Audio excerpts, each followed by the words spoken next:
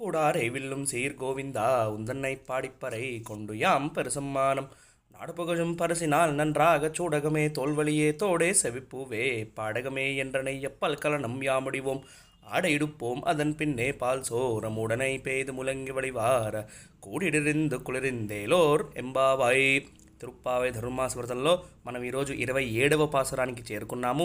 ఇది చాలా చాలా విశేషమైన పాసురము.